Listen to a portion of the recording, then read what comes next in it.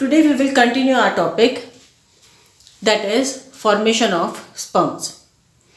Now the sperms are formed by mitotic division in the generative cell. Sperms का जो formation होता है, sperms का निर्माण जो होता है वो जेनरेटिव सेल में माइटोटिक डिवीजन के द्वारा होता है. Now this mitotic division in the generative cell may takes place after the release of pollen from the anther. ये डिवीजन पोलन के एंथर से रिलीज हो जाने के बाद हो सकता है या फिर जब पोलन एंथर के अंदर ही प्रेजेंट है तब भी ये डिवीजन हो सकता है.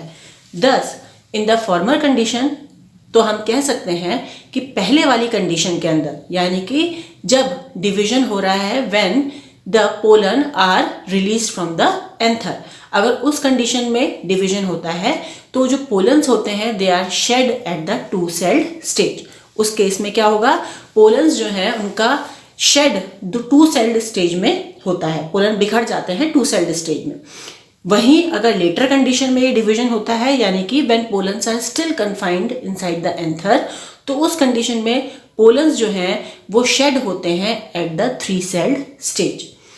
नाउ इन दोज प्लांट्स, उन पौधों के अंदर, उन प्लांट्स के अंदर where the pollen grains shed at two celled stage, जब पोलन ग्रेन्स शेड हो रहे हैं जिनके अंदर टू सेल्ड स्टेज में पोलन्स बिखरते हैं, स्प्रेड होते हैं, उस कंडीशन में जेनरेटिव सेल डिवाइड करता है इनसाइड द पोलन ग्रेन. ठीक है, पोलन ग्रेन के अंदर ही जेनरेटिव सेल का डिवीजन उनमें देखा जाता है. After it has अलाइटेड on the stigma, जब वो स्टिग्मा के ऊपर आकर ठहर जाता है, या फिर in the pollen tube before it reaches the embryo cell. ठीक है, नाउ पहला वाला जो केस है वो तो देखा जाता है होलोप्टेला इंटेग्रिफोलिया के अंदर, और दूसरा वाला केस जो है वो सबसे ज़्यादा कॉमन कंडीशन होती है जबकि पोलन ट्यूब के अंदर वो देखा जाता है before it reaches the embryo cell. ठीक है, ये कंडीशन सबसे ज़्यादा कॉमनली देखने को मिलती है मोस्ट ऑफ द प्लांट्स में, और रेयरली ऐसा देखा जाता है कि डिवीजन हो रहा है after the pollen tube has reach the embryo cell. Embryo cell में पोलन ट्यूब के पहुंचने के बाद में बहुत रेयरली देखने को मिलता है. नाउ जो लास्ट कंडीशन है वो देखी जाती है यूफोर्बिया टेरासिना के अंदर. Now generally the DNA synthesis in the generative nucleus starts immediately after pollen mitosis. Generative nucleus के अंदर डीएनए का फॉर्मेशन, डीएनए की सिंथेसिस इमीडिएटली स्टार्ट हो जाती है पोलन के अंदर माइटोसिस होने के तुरंत बाद. दिस इज फॉलोड बाय अ मोर और लेस प्रोलॉन्ग्ड माइटोसिस, और उसके बाद में मोर और लेस बहुत लंबे समय तक माइटोसिस डिवीजन चलता है. During this period the generative cell undergoes elongation. इस पीरियड के दौरान जनरेटिव सेल जो होता है उसके अंदर इलोंगेशन देखा जाता है, it undergoes elongation to acquire vermiform appearance, और ये इलोंगेट होकर के वर्मीफॉर्म शेप में आ जाता है. इन स्पीसीज विद बायोन्यूक्लिएटेड ग्रेन्स, उन प्रजातियों के अंदर जिनके अंदर ग्रेन्स बायोन्यूक्लिएटेड होते हैं, the division of generative cell is postponed. उनमें जनरेटिव सेल का जो डिवीजन होता है वो पोस्टपोन हो जाता है कुछ समय के लिए, अंटिल पोलन जर्मिनेशन, जब तक कि पोलन में जर्मिनेशन नहीं होता तब तक के लिए जनरेटिव सेल में जो डिवीजन है वो पोस्टपोन हो जाता है. And it passes through state of temporary dormancy, और वो टेम्परेरी डॉर्मेंट स्टेट में चला जाता है with its nucleus in mitotic prophase. जबकि उसका न्यूक्लियस जो होता है वो माइटोटिक प्रोफेज स्टेज में होता है, रेयरली मेटाफेज स्टेज में देखा जाता है, जो कि एक प्रकार का सस्पेंडेड माइटोसिस कहलाता है. नाउ इन ट्राइन्यूक्लिएट ग्रेन्स, अभी हमने बात की थी बायोन्यूक्लिएटेड ग्रेन्स में. नाउ इन द ट्राइन्यूक्लिएट ग्रेन्स जिनके अंदर तीन न्यूक्लियस प्रेजेंट हैं, उनमें जनरेटिव सेल्स डिवाइड करता है with in the pollen grains. Pollen grain के अंदर ही जनरेटिव सेल्स के अंदर डिवीजन होता है by essentially a normal mitosis, जो कि एक नॉर्मल माइटोटिक डिवीजन होता है. Pollen grains are released from the anthers. Pollen grains का रिलीज होता है एंथर्स में से एम फेज के दौरान सेल डिवीजन साइकिल की, जो कि फॉलो करता है after going through G1 phase, S phase and G2 phase. Now the three celled pollen grains are released during late M phase. Three celled pollen grains जो होते हैं वो विमुक्त हो जाते हैं लेट M फेज में, having two sperm nuclear.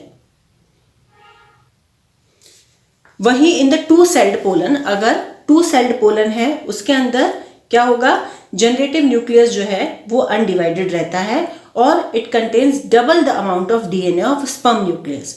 Now here the generative nucleus divides in the pollen tube. यहाँ पर जनरेटिव न्यूक्लियस का डिवीजन जो होता है वो पोलन ट्यूब में देखा जाता है. Next is sperm dimorphism. So Russell and Cass, ये दो साइंटिस्ट थे, Russell and Cass. In the year 1981, they made a significant observation then in Plumbago zelanica, which is an example of three-celled pollen. तो Russell and कैस ने significant observation अपना दिया या देखा प्लम्बेगो ज़ेलानिका के अंदर, जो कि थ्री सेल्ड पोलन का एक उदाहरण है, एग्जाम्पल है. उन्होंने बताया that the two sperms and the vegetative nucleus occurs in intimate association. उन्होंने बताया कि प्लम्बेगो ज़ेलानिका के अंदर, जो कि एक थ्री सेल्ड पोलन है, उसमें दो स्पर्म्स और एक वेजिटेटिव न्यूक्लियस जो है वो इंटीमेट एसोसिएशन में देखा जाता है. Now the two sperms are directly linked to each other by a common extracellular matrix. उन्होंने देखा कि दो स्पर्म्स जो हैं वो एक दूसरे से डायरेक्टली लिंक्ड हैं कॉमन एक्स्ट्रासेलुलर मैट्रिक्स के द्वारा, एंड पॉसिबल इंटरसेलुलर कनेक्शन के द्वारा भी एक दूसरे से लिंक्ड हैं. The two sperms are directly linked to each other by a common transverse wall. उन्होंने कहा कि जो दोनों स्पर्म्स हैं एक दूसरे के साथ में डायरेक्टली लिंक्ड पाए जाते हैं कॉमन ट्रांसवर्स सेल वॉल के थ्रू, परफोरेटेड विद प्लाज्मोडेस्मेटा, जिसमें थोड़ी थोड़ी दूरी पर या डिस्टेंस पर प्लाज्मोडेस्मेटा भी देखे गए हैं. One of the sperm is constitutively associated with the vegetative nucleus. उन्होंने कहा कि इन दो स्पर्म्स में से एक स्पर्म जो है वो कॉन्स्टेंटली एसोसिएटेड है, जुड़ा हुआ है वेजिटेटिव न्यूक्लियस के साथ में थ्रू अ स्पर्म एक्सटेंशन. एक स्पर्म एक्सटेंशन के द्वारा ये वेजिटेटिव न्यूक्लियस के साथ में जुड़ा हुआ पाया जाता है.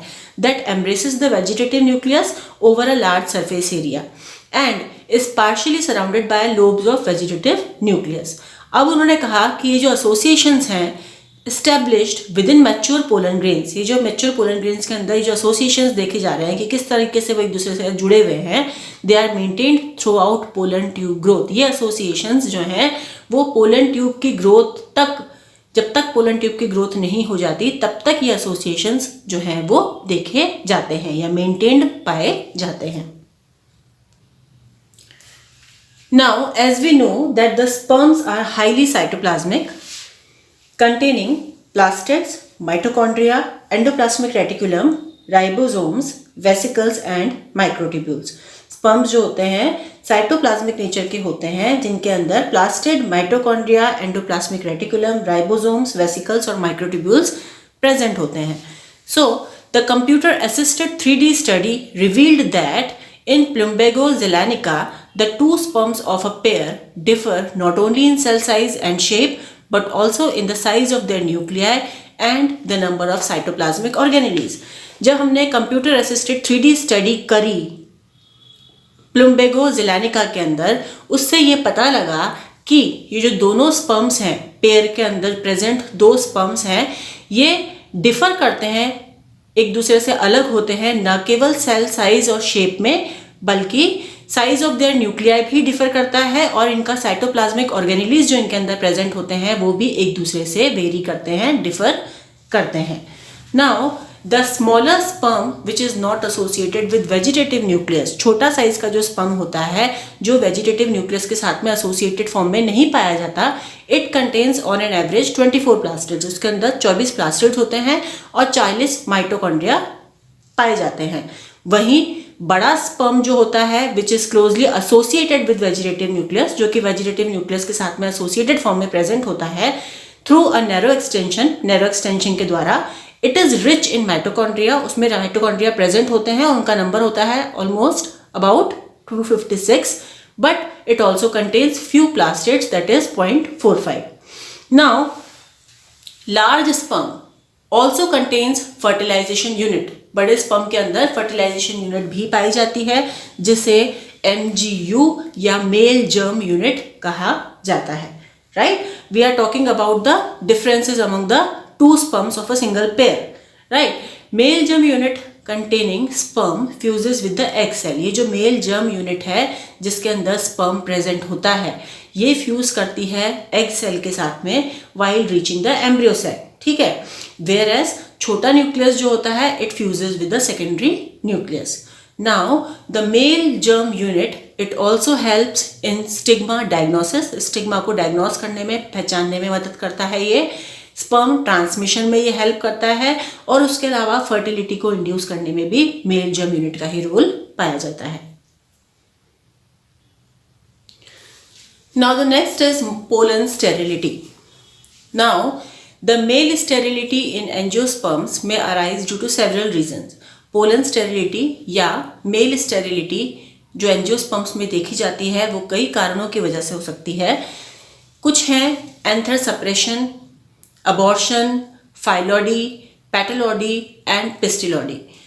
तो ये सारे रीजंस हो सकते हैं for male sterility in angiosperms which has pre-meiotic determination.